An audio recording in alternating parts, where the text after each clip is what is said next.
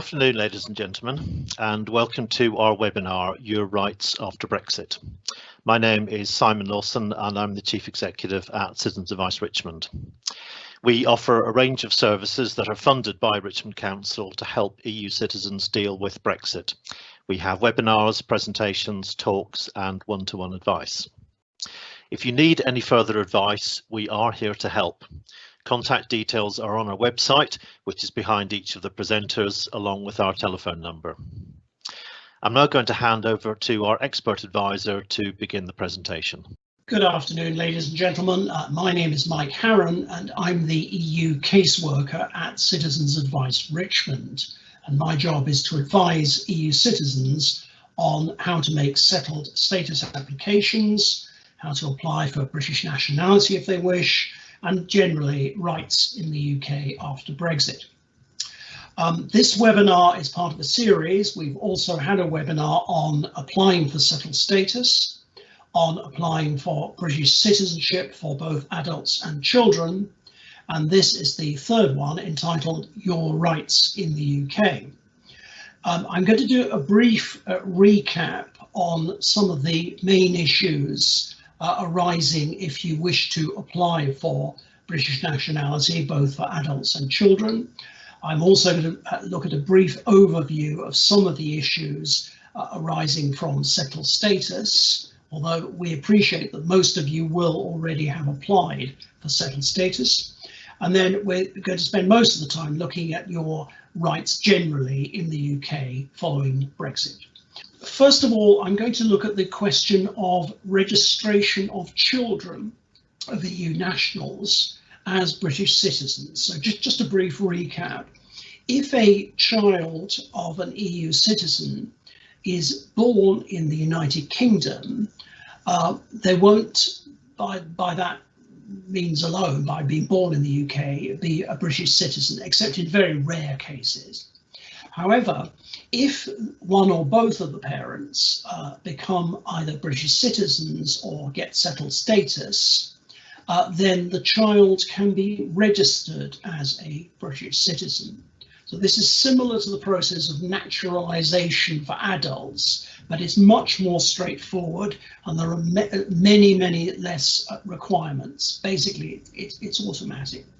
So the child has to be born in the UK.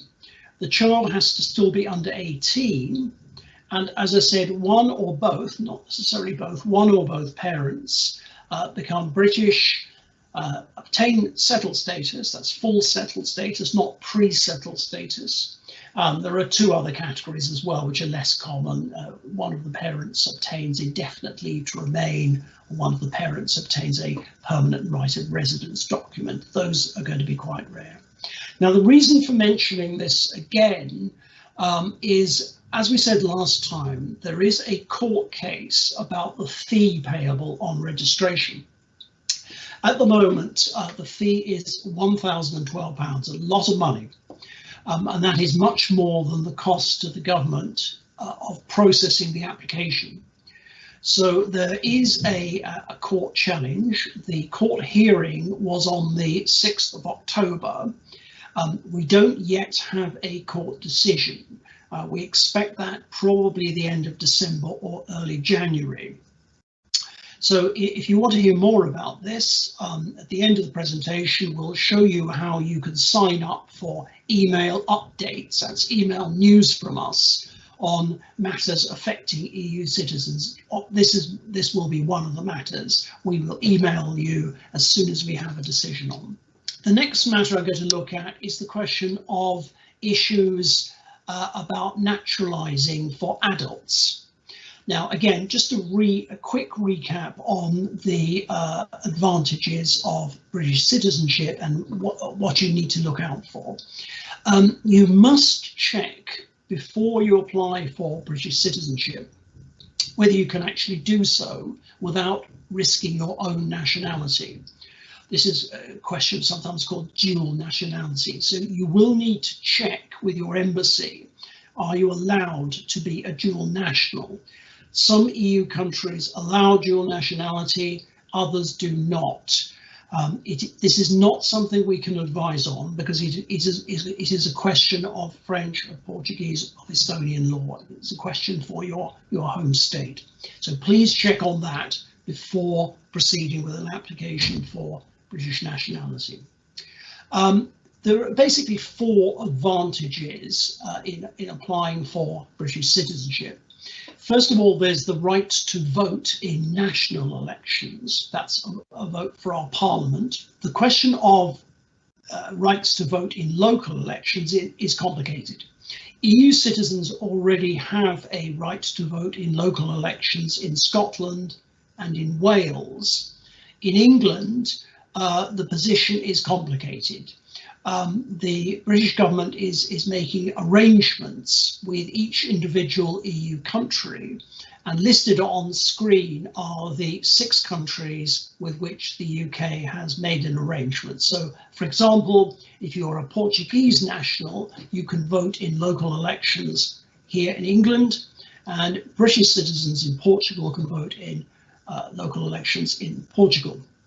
So this will cover things like voting for your local council. This is Richmond upon Thames Council, voting for the London Assembly, voting for the London Mayor, that kind of thing, local elections in England. The second point is that British citizenship is not lost after 5 years absence from the UK.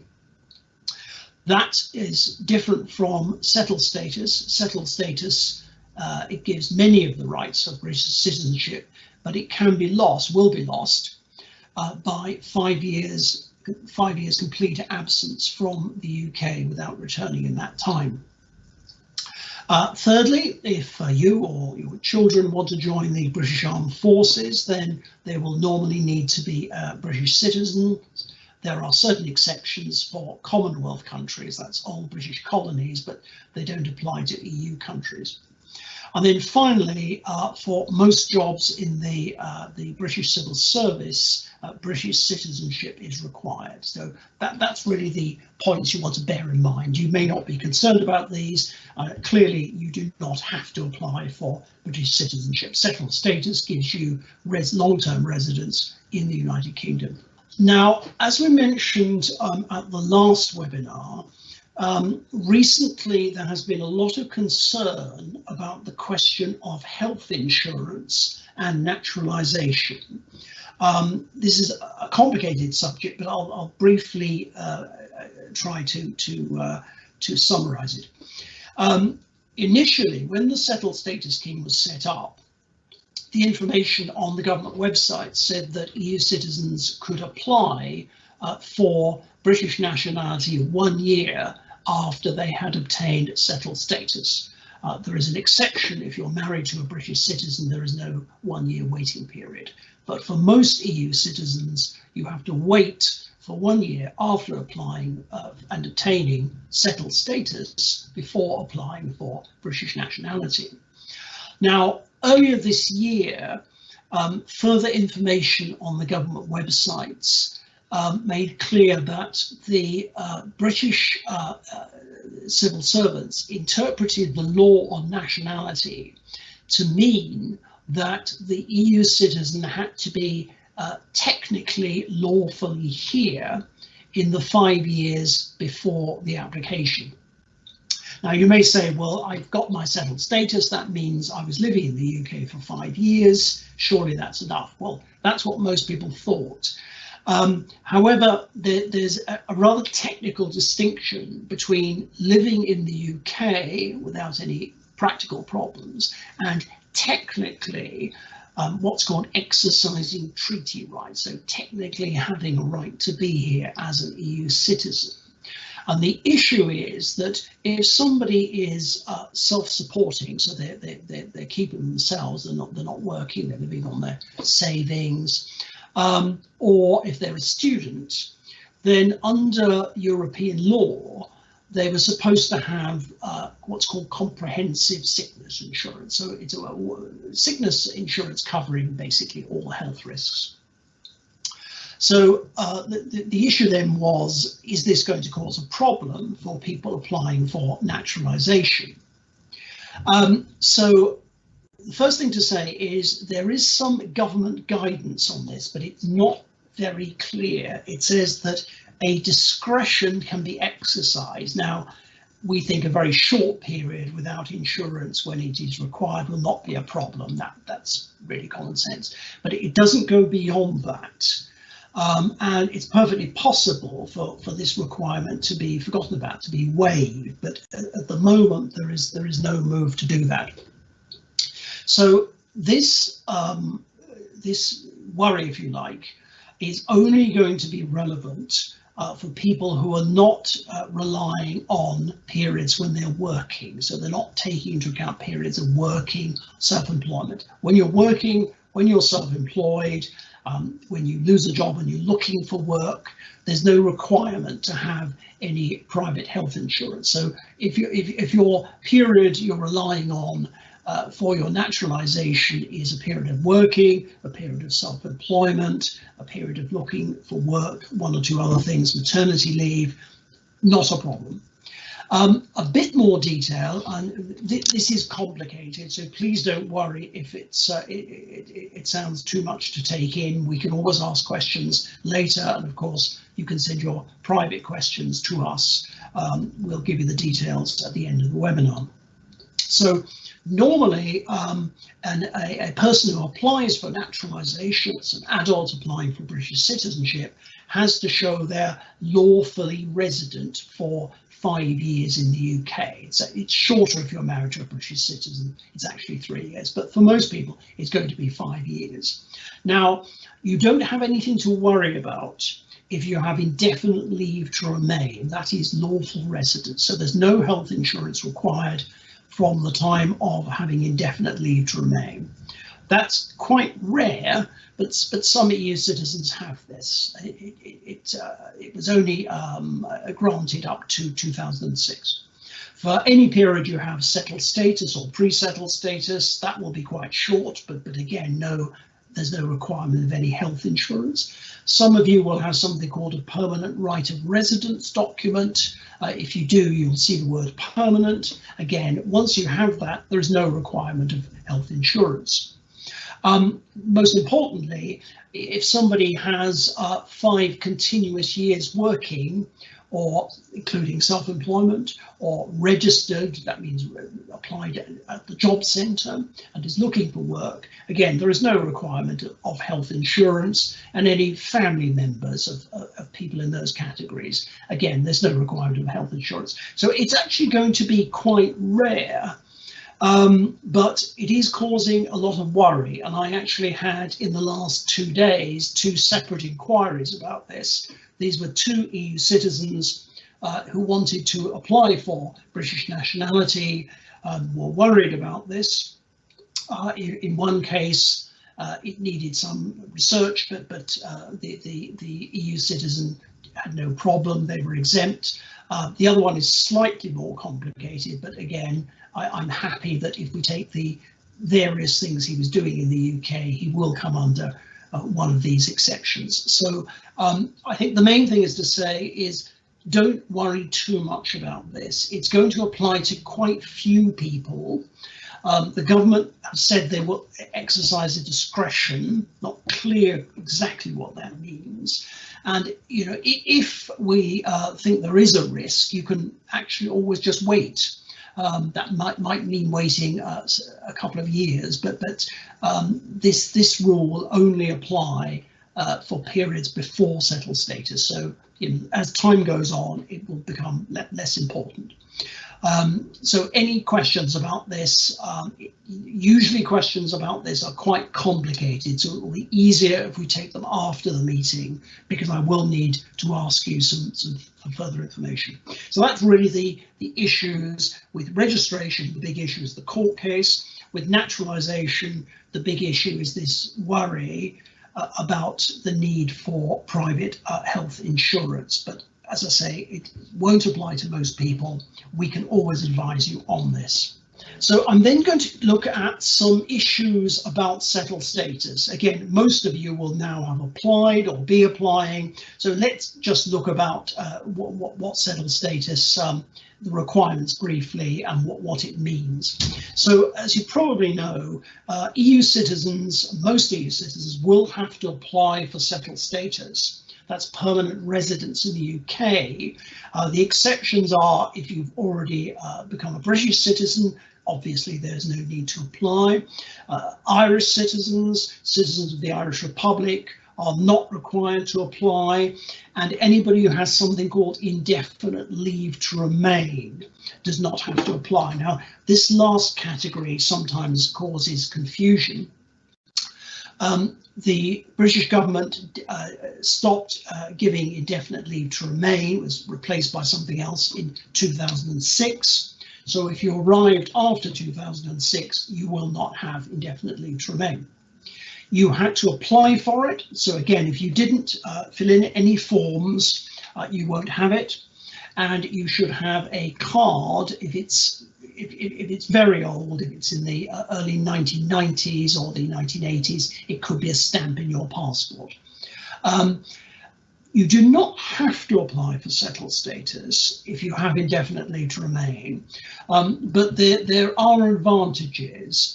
If you have the old stamp in the passport, it's easy to lose. People may not understand what the stamp means. Secondly, probably more importantly, is settled status is only lost by 5 years out of the UK. The indefinite leave to remain is lost by 2 years out of the United Kingdom. So if you wish to travel, to return to your home country, to look after relations, you might want to spend some time out of the UK. The advantage is with settled status is it will not be lost with less than 5 years out of the UK. If we then just look at the effect of settled status, most of you know this already. It's a right to remain, so it's a right to reside, to live in the UK, to work in the UK indefinitely. It's only lost, as I said, by 5 years absence from the UK, and settled status gives you full rights to benefits and public housing. Pre-settled status, so this is the application you can make if you don't have 5 years living in the UK, and then when you have 5 years you could apply to change that to settled status. By itself doesn't give full access to benefits. I mean by benefits what's called means tested benefits, so not insurance benefits but benefits that depend on low income and low savings. But you could, and many people with pre-settled status will be entitled to benefits and public housing, basically because they've worked or they've recently worked, they've lost their jobs, they've been made redundant. So that's a complicated area, but again, it's something we can advise on. Just a word about family members of EU citizens who have settled status. So if you have a close family member, spouse, child, what's called dependent parents, who are your dependents, those family members can enter the UK at any time. Okay, so these are existing family members. Children who are born or children adopted after December, 31st of December, after the end of what's called the transitional period, can again freely enter the UK. In the case of family members who are not children and who are new family members, so a new partner, it doesn't mean that those people cannot enter the UK, but it means they'll have to apply as non-EU citizens. So they will be exactly the same position as somebody who meets somebody who wants to join them as a family member from Canada or Japan. Exactly the same rules will apply. They are more difficult, but they're not impossible. We can advise on these rules. Now, a word about this causes a lot of worry. A word about how do you prove your settled status? So those of you who have applied will know that you get an email with the decision. And the decision gives you a link, if you like, to a government computer. It also sends you an attached letter, which you can print. EU citizens do not get a residence card, so there is no card. Okay, the results are online on a government database. Oddly, if you have a family member, so for example, a spouse who's a non-EU non-EU citizen, so you're a French citizen, you have a spouse who's Japanese, the Japanese citizen does get a residence card. Very odd.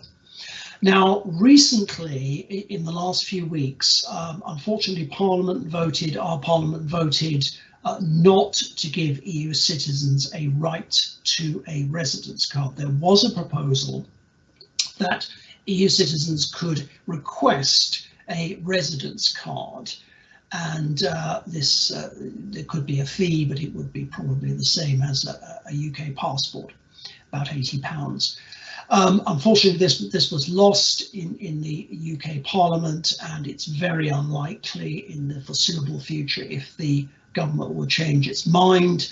The government is deciding to move gradually to all databases and no cards. This is their intention, and this will be for all non-British citizens in the UK. So how do you prove your status, and what do you need to worry about? Well, the first thing is that public authorities, in practice, in our experience, will accept a printout of the decision. So we would advise when you get the email to print out some copies of the letter. And certainly when we're helping people with benefits and housing, we find that public bodies do accept this letter. Now, private landlords and employers they're required to check the immigration position of people applying for housing and people applying for employment. The government has confirmed that landlords and employers should only accept a passport and not require any other proof from EU citizens until the end of June 2021. So that's exactly the same now. A passport is proof that you are here lawfully in the UK. The deadline for settled status, there has been a small change here. Most of you probably know that EU citizens are expected to apply for settled status by the end of June 2021. So that's not the end of December, the end of the transition period, but 6 months later. Obviously, it's a good idea to apply earlier, but the deadline is the end of June 2021. Now, the government has recently announced that a late application can be made, and the wording is if there are reasonable grounds. And they give examples of children in care, examples like that. Now, we have a number of clients who, due to the virus, are not able to deal with the scanning. Many of you will have applied already, and you'll know there are two stages. You scan your passport, you take a face shot, and then you do an online application. But some people are not able to do the scanning themselves, and they come to us or they come to the council. Now, at the moment, both those services are shut. So we've kept a list of the people we will be helping. Now, there's no reason to believe that the scanning will not start again before June, but if there is a problem and it gets near the deadline, this will not be a difficulty for those people. They had reasonable grounds, they weren't able to do the scanning themselves.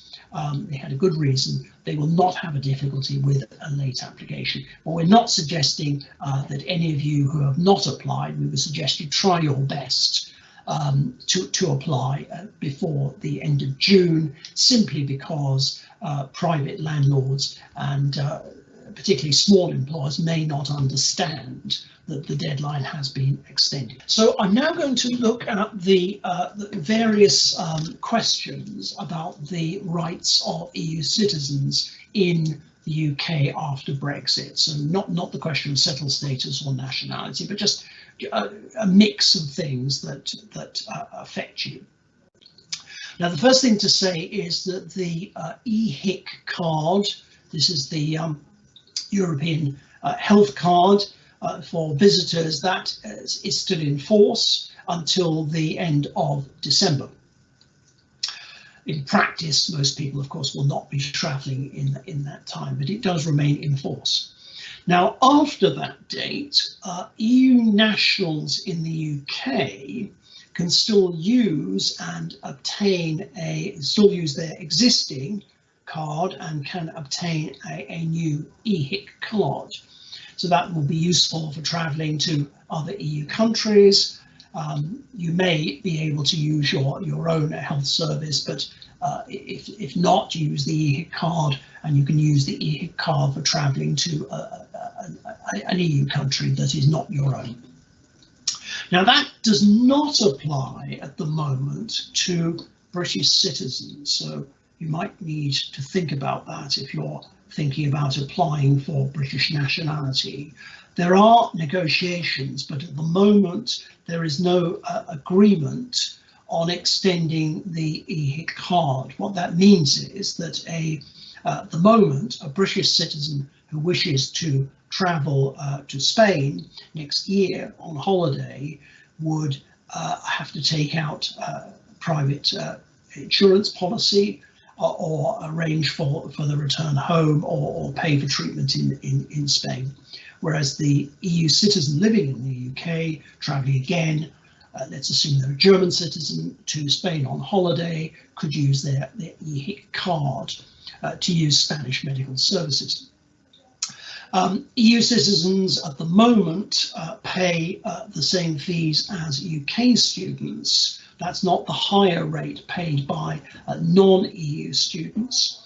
That's the case for courses starting this year. So EU students who start a course in 2020 will continue to pay the same fees, which are very high, of UK citizens, I'm sorry, through the length of their course. And then some other matters. We always get a lot of questions on the topic of National Health Service. Can you access the National Health Service? The answer is absolutely. With settled status, you are living in the UK or residing here.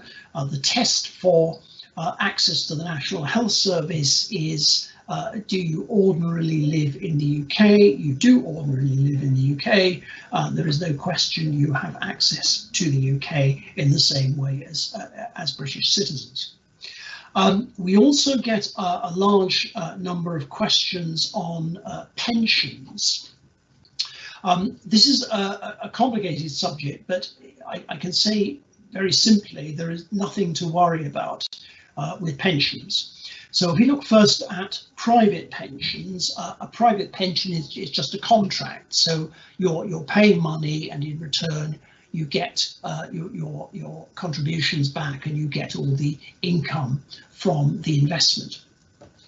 And that's exactly the same as any other contract. It doesn't matter whether the UK has left the European Union, those private pensions are still payable. There is then the question of the state pension, in the UK called the state retirement pension. Again, many of you will have worked in the UK, you will have paid national insurance contributions, and you will receive a UK pension. So there's a number of topics here. The first one is there was a special European law that meant that somebody working in different EU countries could take advantage of their contributions paid in different countries, so they didn't lose out. So, for example, if a pension requires, in this country, requires 30 years contributions, and you worked 15 years here and 15 years in your home country, you have the 30 years contributions.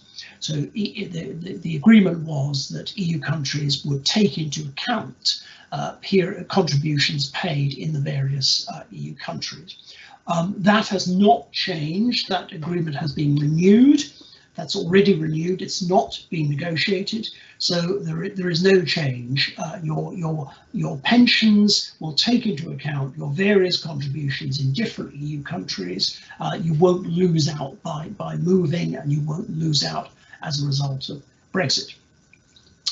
The final point to say about pensions, which is not really a Brexit matter, is that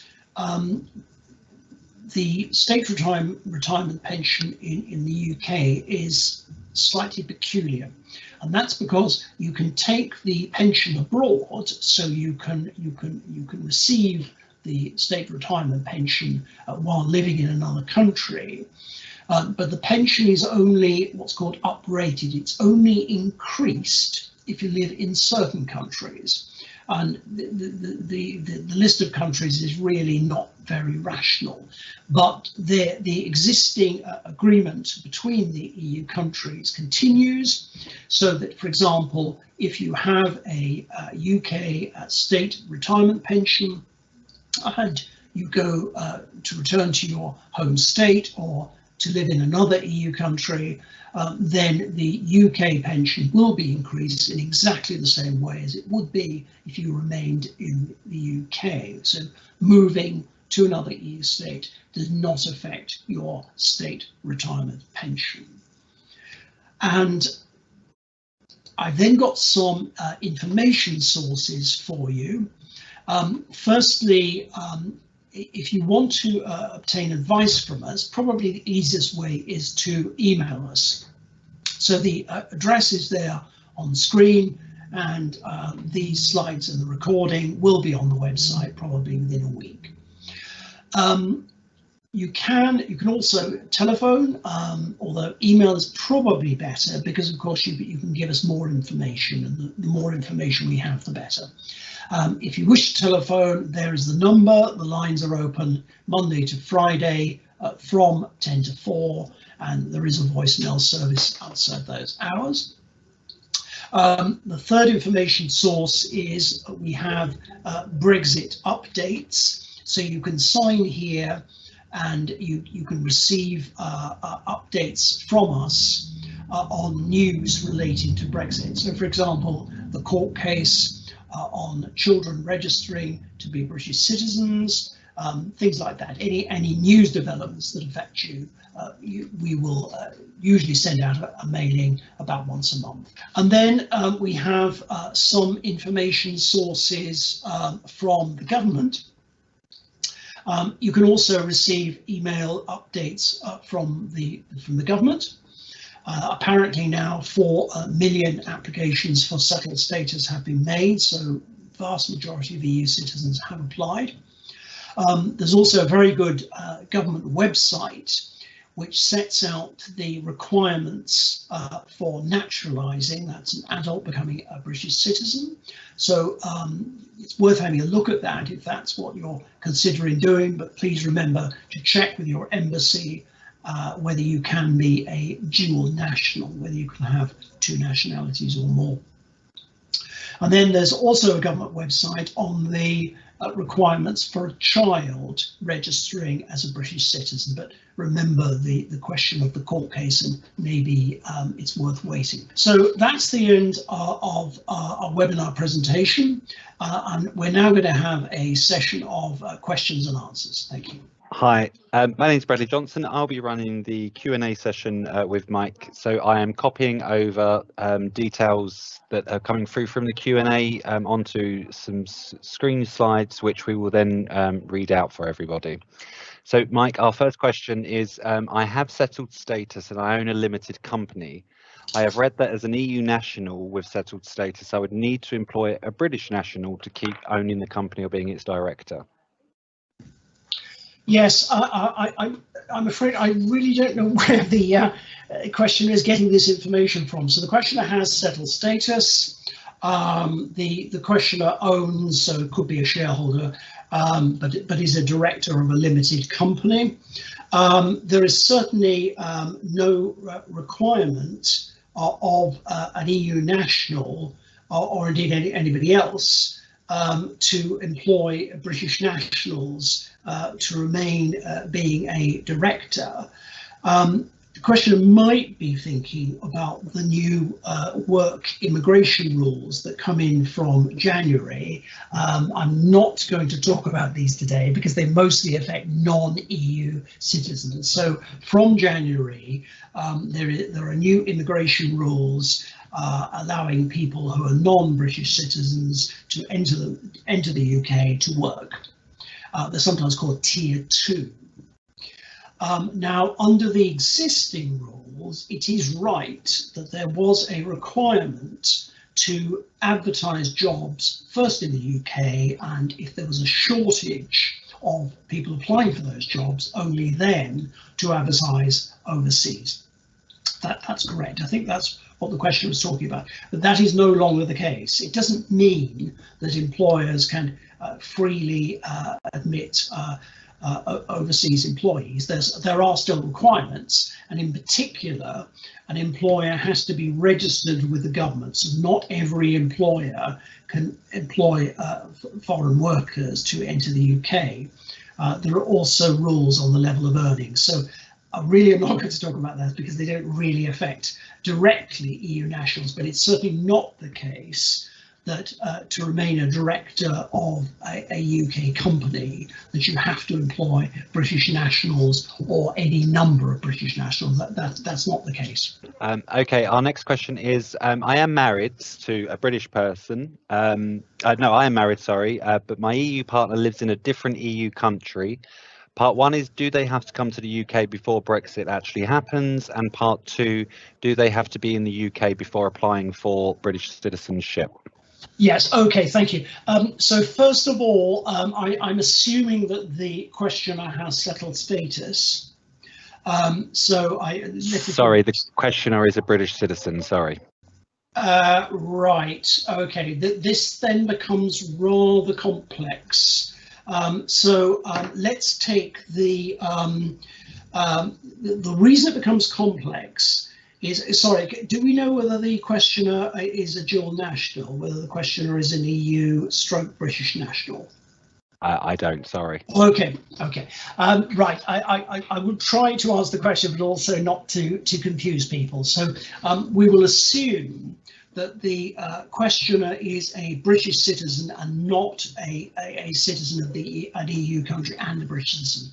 Now, the problem there is that the settlement scheme and EU law generally gives very limited rights to a British citizen. Keeping it very simple, a British citizen can use the scheme if they've worked in another EU country and then they've met their family member there. Okay, so that's to do with free movement, if you like. But the fact that somebody is British and they have an EU partner, by itself, that doesn't mean they can use the scheme. So, if the questioner is a dual national, so they were an EU national and they became British, then they can use the scheme. They count as somebody who can use the scheme. If they are solely a British citizen, it's in very limited circumstances they can use the scheme. Okay, you can see how complicated this is getting. So let's assume that they are a dual national. So they've got French citizenship and they became British, but they retained their original citizenship. So the answer is this is an existing family member, so it doesn't matter whether that person enters by the 31st of December or not. That is not a problem. It's an existing family member, it's not a new family member. They're not a new family member. So then I'm going to assume that we're talking about somebody who can take advantage of the scheme. So we're going to assume this is an EU national who becomes British, so they're a dual national. The part B is do they have to be in the UK before applying for citizenship? Well, first of all, so the EU, the EU partner has to have settled status. You can't just apply for British citizenship, you know, just like that.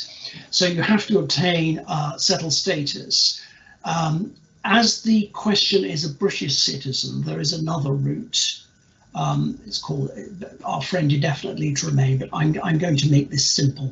So I'm going to say that the EU citizen has to apply for settled status. Now, by having to apply for settled status, they will of course have to be present in the UK.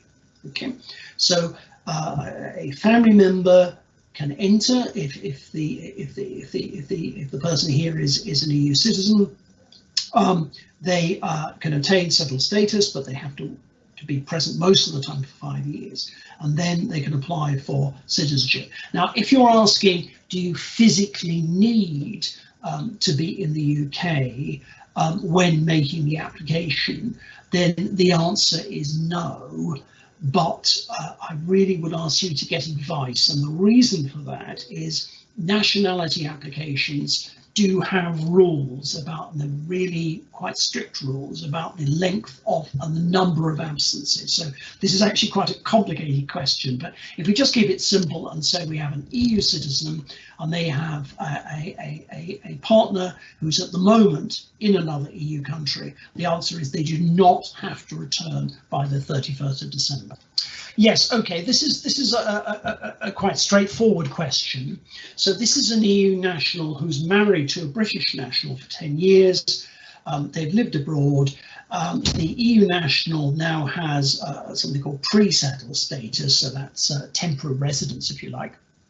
And then what does the questioner have to do to become a British citizen? Well, first of all, the questioner has to get full settled status. So the questioner waits until they have been in the United Kingdom for 5 years. So that's most of the 5 years. You're allowed to be absent for 6 months in any year. And it's very straightforward. You go back to the application and just apply for settled status. That's very straightforward. So because the questioner is married to a British citizen, they can immediately apply to be a British citizen. If an EU citizen is not married to a British citizen, you have to wait 1 year. Okay. Again, I'm not going through the whole series of tests. This was in the last webinar, but I'll briefly look at the main ones. Please do check the rules on dual nationality, because that may affect your citizenship of your home country. If you are an EU national, you will normally have to do a life in the UK test. You will normally have to do an English language test. The main exception is if you have studied a degree in English. That's a degree taught in English, not necessarily a degree in an English language country. And then you will have to be in the UK for 5 years, which of course you will be because you will have settled status. And then there are rules which broadly mean that you must not be out of the UK for about 3 months a year. Again, that should not be a difficulty. And then there is a good character test, which is quite complicated, but for most people that is not a problem. We can always advise on applications. We would normally ask you to complete as much of the application as you can, but if you do that, we will then look at it for you. So there should be no difficulty in this case with the client applying. So they get the settled status first, and then they can immediately apply for British citizenship. Yes, I'm sorry. I have answered this already. I'm afraid. I'm sorry, but the difficulty here is that the son will be starting a course next year. and will therefore should be paying the international student fees. I haven't got the complete list of exceptions. There are a few, so if the questioner would like to complete our email form, I will gladly answer the questions. But in principle, courses that start after the end of December, a foreign national will count as an overseas student, and overseas student fees are higher than UK fees. Yes, I think we covered this. So you don't need to worry about paying contributions. As part of the withdrawal agreement, EU nationals in the UK can still apply for the EHIC card. So that's the medical card that covers medical treatment, basically on holidays, and also for students going to another EU country. So it may not be a difficulty returning to your home country. Some countries there's not a problem, other countries may have a residence requirement, but the important point is it will cover travelling and studying in a different EU country. So the withdrawal agreement means that EU nationals who are living in the UK after Brexit can apply for EHIC cards. They will continue to be able to apply for them. The distinction is that a British citizen, the position is unclear. It's not, there is at the moment no agreement. So you may need to think about that if you're thinking about applying for British nationality and your home country does not allow dual nationality, so that you could lose your own nationality. You will then count as a UK national. I'm sorry. And a UK national at the moment will not be entitled to apply for an EHIC card. So if you're in the position where your country doesn't allow dual nationality and you're not maybe concerned about that, but you should bear in mind that until the position on EHICs, that's medical treatment while travelling in Europe, is clearer for UK nationals, you might decide not to apply for the moment. Next question is, does everything that's being said during this webinar for EU citizens apply to EEA nationals? Yes, I do apologise for some of our EEA friends here. EEA, that term is less widely known than EU. So just a quick word for you, and I will not make this mistake again, I promise. So the EU is widely known. The European Economic Area is slightly wider grouping of countries that broadly follow the trade rules of the EU and free movement, but don't contribute to the budget and one or two other things. So those countries are Norway, Iceland, Liechtenstein. There is a separate agreement with Switzerland. So basically those four countries, everything I have said applies equally. There are slightly more generous rules applied to Switzerland for some reason, but those four countries, exactly the same rules or slightly better, apply. So that, and in particular, the settled status scheme applies to those countries. So again, I am sorry, but it is the case that everything I've said should refer to EEA nationals and not just EU nationals. Are there any delays currently for applications because of COVID-19? We've applied a few months ago, but nothing has yet happened. Yes, we've had a few inquiries. I rang the helpline this morning about something else, and the message does say you should expect a decision in just over a month. Now, I think that message probably hasn't been changed. Please contact us if you don't have this number. I'm sorry, I don't have it to hand. But on the what's called the EUSS, so the European Union Settled Status Scheme website, which again doesn't say EEA, it should. There is a contact number, helpline, open Monday to Friday, 9 to 6. There's also an email address, although I would recommend phoning. So what I would suggest is call the helpline. Have your reference number, that should be 16 digits. So when you make the application, you'll get an email with a reference number that shows the application is complete. And they should be able to tell you what the position is. I know that there were a lot of applications in the last few months. People were afraid of the deadline. I have had some people we are helping who have waited more than 2 months. Please don't worry about this. The deadline is a long way away, and the government have announced that it will be extended for those who have a good reason. The other thing to say is I have no reason to think that the problems will continue, but providing your application is in time, then you are here lawfully. British law works that if you make an immigration application in time, it doesn't matter whether it hasn't been decided. Now, please, I'm not suggesting this will go on until June, but ring the number. If you still have a problem, please come back to us. Easiest way is fill in our email form, and we will call you, and we have some suggestions. In the October newsletter, I think it's Parliament newsletter, it said that Parliament has decided to not give EU nationals with settled status the right to request a residence card.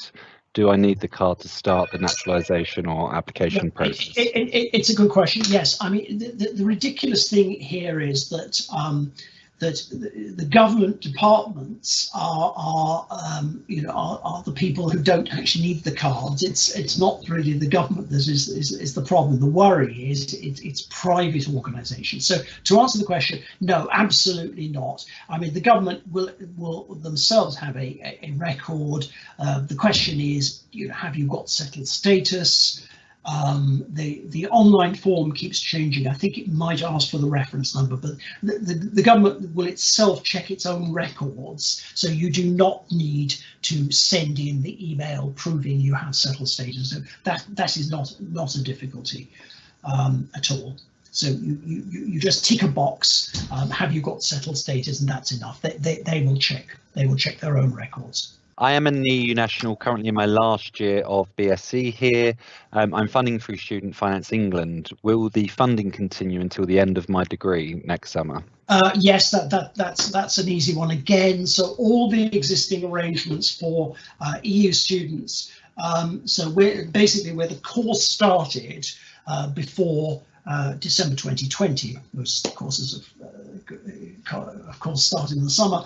So this course obviously started this year or earlier than this year, so exactly the same arrangements will continue. The funding will continue. There'll be absolutely no change for this question. My husband got British citizenship 3 years ago. Our 5-year-old son and I have not yet applied. Do we both have to register, or is our son already a British citizen? Now, in this case, the husband has British citizenship. And the son and the questioner haven't applied. So the first thing to say, of course, is I'm assuming that the family have settled status. There's no need for the son or the questioner to apply for British citizenship. That's got to be their decision. And again, I would make the point that you do need to check the question of dual nationality, because of course the questioner and the son might have a nationality which is different from the husband's. They might have either a different nationality, or they might have an extra nationality, and that country may not have the same rules as the husband. I'm assuming that the husband has checked and the husband can have dual nationality. So then we look at the question of, so let's look at the question of the son. Now, the question of a child already being British is slightly complicated. In this case, it's unlikely. So what I would say is, no, the child won't be British. I'm sorry. A child much older than that could be. So because the child is quite young, the parents couldn't have something called indefinite leave to remain. So the child is not British. So the question in this case, let's look at the child first. I'm assuming that the child is born in the UK. Okay. The husband, again, the father has become a British citizen. Then the child can register to be a British citizen because the father after the birth became a British citizen. But remember that there is this court case, and you might be saving £1,000 if you wait to see what the decision is. So that's the question of the son. Now the questioner, it's not actually registration.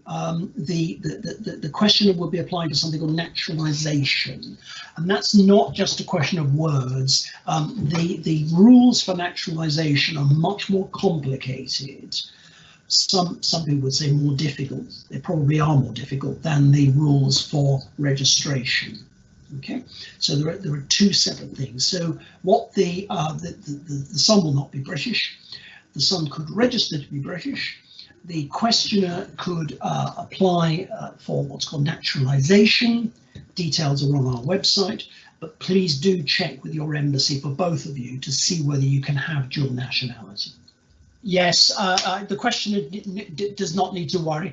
This is the question of the transitional period. So it is right that the UK left the European Union at the beginning of this year, but 2020 was what's called a transition period. So we counted as the rules apply, same rules apply during 2020. As if we were still members of the EU. So the questioner has done absolutely nothing wrong. There is no problem. The client who is Italian has voted in local elections. That is not a problem. But unless there is an arrangement with Italy, it will be different next year. This question I would not seem to have applied for settled status. So please, on the question of citizenship, you do not need to apply for British citizenship at all. On the question of settled status, there are two stages. We can give you full advice after this webinar. So there are two stages. First of all, there is a what's called scanning. So it's basically photographing your passport and taking a photograph of yourself, a selfie. And then there is an online, there is a computer form, which is very short, about 12 questions. Neither of these need you to go anywhere. I'll do the settled status first.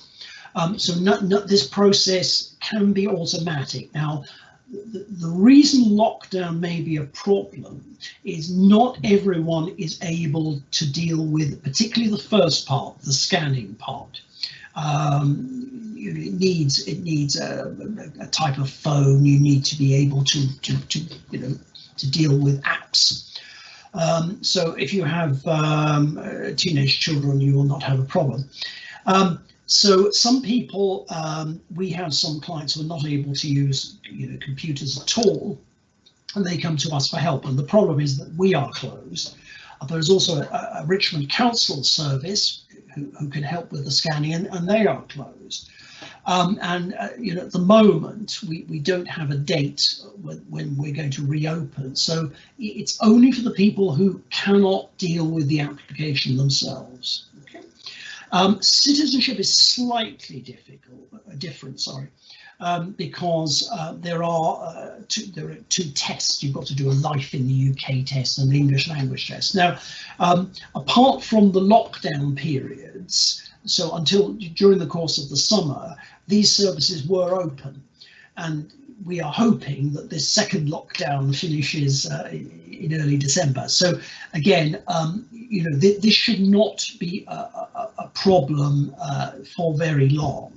So as far as either of these concerned, the question may be a general one, but if the questioner is asking you, how do I apply for settled status, how do I apply for British nationality, then please contact us, give us a bit more detail. when did you come to the UK, things like this, and we will reply to you. I don't have my card showing my indefinite leave to remain or any evidence of it. How do I prove that I have indefinite leave to remain? It was gained in 2002. Okay, now this question is asking about something called indefinite leave to remain. Now, the only reason why this is important is because if you have indefinite leave to remain, you don't have to apply for settled status. So if, for example, the questioner has applied already for settled status, that none of this matters. If they're thinking about applying for settled status, again, it doesn't matter. So it's only where, and we sometimes get people who say, you know, this is too complicated, I don't want to bother with this. By the way, the settled status application, as many of you will know, is free. There is no fee. If the questioner has indefinite leave to remain, they do not have to apply for settled status. So this is, apart from Irish citizens and British citizens, these are the two people in three categories who do not need to apply. So what if you don't have your card? Now, indefinite leave to remain, you had to apply for it, from about the late 1990s to 2006, you got a card. Before that, you got a stamp in your passport. So it's not uncommon. I have a few cases, but they're all non-European Union cases, non-EEA cases, I'm sorry, where the person has lost their passport or lost their card. It's actually very easy. You can apply for either a replacement card, or you can apply for a card. It's called a residence card.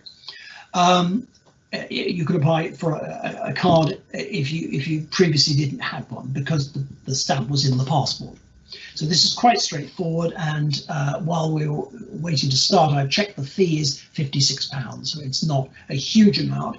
I don't have the link to hand, so if the questioner is in the position that they don't want to apply for settled status, or maybe they're unsure about it, and they're worried about the indefinite leave to remain, if they email us, I will send them the link. It's a very easy form to fill in. There is one thing to say, that if you have you can't find the card or the passport, you will have to report the loss to the police, who probably will not be interested, but you will need to get a reference number. This is to stop fraud, obviously, so it might be that you haven't seen the card for 10 years, but that is a requirement. So I can send the questioner the way they can apply for either a replacement or a new residence card if they email us via the address on the website. In regards to the court case about fees, is this just regarding children or also applications for adults? Yes, that's a good question. I have checked this. It's actually only about children. I appreciate I think it's about 39. It's even more for adults. The naturalisation fee is about £1,300. So I'm not aware of any court cases about the fee for adults, but this fee is definitely only about children. Do we still have to have the citizenship ceremonies because of lockdown, and will this delay me becoming British? This is an easy one, I'm afraid. The answer is yes and yes. It is a requirement in most countries, it is to have a ceremony. We are quite late. We had this about 20 years ago. It is a requirement, so you're not a full British citizen, until the naturalisation ceremony. There obviously will be ceremonies that will not be taking place, but they were until recently with distancing. So there will be a delay, but hopefully the latest lockdown will not last, we hope, more than a month. I am sorry, but there is no way around this. Sorry. Oh, that's a good question. Right, very good question. I probably should have included this question on my slides. I mean, there are really, I think, three. So the first one I think we did mention is it's not clear if a British citizen can obtain an EHIC card. That's not, there are discussions, but it's not clear if there will be an agreement. Now, what I mean by this is somebody who's only a British citizen. So if you apply and you can keep your own nationality, there is no question you still count as an EU citizen for the EHIC rules. The second point is, and really probably the most important one, is if you are an EU citizen, and that includes being a dual national, so this will only affect those who lose their nationality if they become British, you lose your free movement rights. Okay, so if you are a French citizen, you have settled status, you can remain in the UK, you're resident here, you can work here, fine. You can obviously return to France, work there. But you're still an EU citizen, even though the UK has left the European Union and the EEA. So as a French citizen, you can work, you can freely move to Germany, to Portugal, to Estonia. So you have your free movement rights. And this, importantly, applies to an EU national who became a British national. So it's that way around. So you're an EU national who moves to the UK, you obtain British nationality, you're allowed to keep your own nationality, you're what's called a dual national. Even though you're a dual national, you still count as an EU citizen. So you're a dual French British citizen, you still have your rights of free movement, and you can then, again, the same example, you can move freely to Germany, you can work in Germany and the other EU states. So those, I said there were three, I've forgotten the third one, but so the main ones I can think of are the EHIC and the question of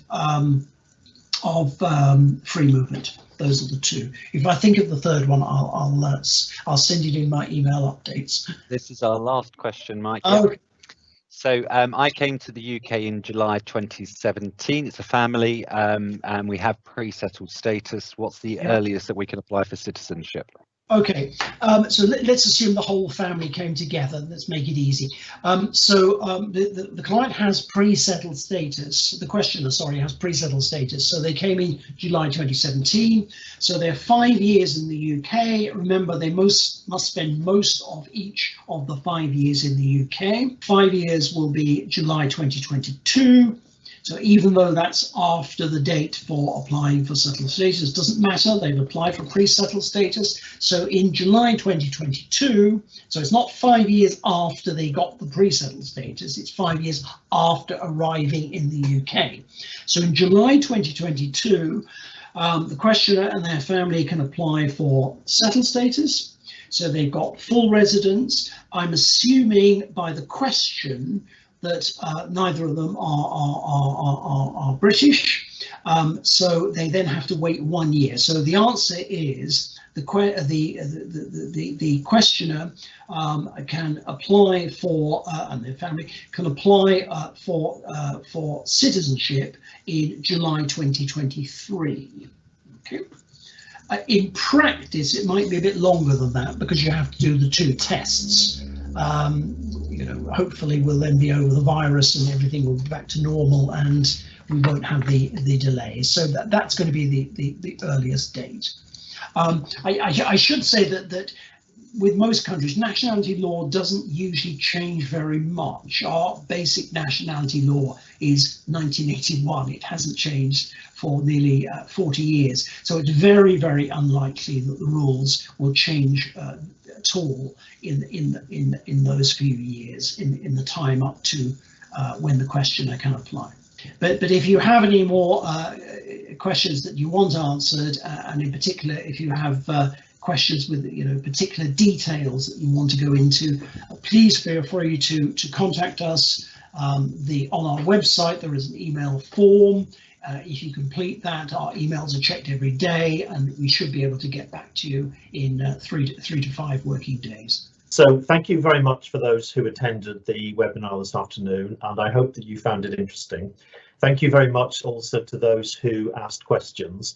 I certainly found that the questions very complex and very interesting, and I hope that we were able to answer those questions for you. If we weren't able to answer those questions, remember that although the webinar is finished at the moment, we are still here for you. We have a special project that's funded by Richmond Council that enables EU citizens who live, work or study in the borough to get help from us. We can currently only offer assistance by phone and email because of the COVID-19 restrictions.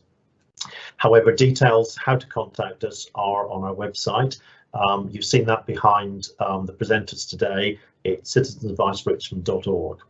We also have a mailing list that you can sign up to that we will pass on updates about any of the items we've talked about today, or anything else useful that happens with the settled status scheme, or with any other updates that we think is necessary for EU citizens.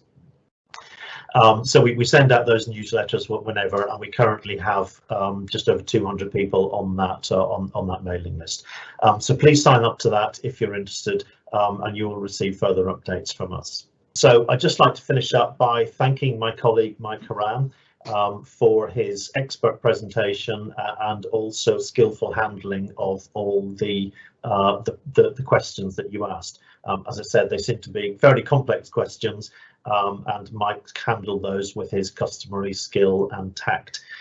If you do have any further questions, or you felt your questions weren't answered, then of course please email us or contact us via our website later on. I'd also like to thank Bradley for handling the questions and typing out the questions onto the screen so you can see them. And in the background, I'd like to thank David, Alex and Sarah, who helped with a lot of work in the background that you won't have gone on to see. So thank you very much, everyone. I'd like to say goodbye now and close the webinar. But remember, we are still here from you. You can contact us via our website, by telephone or by email. Thank you very much for everyone for attending.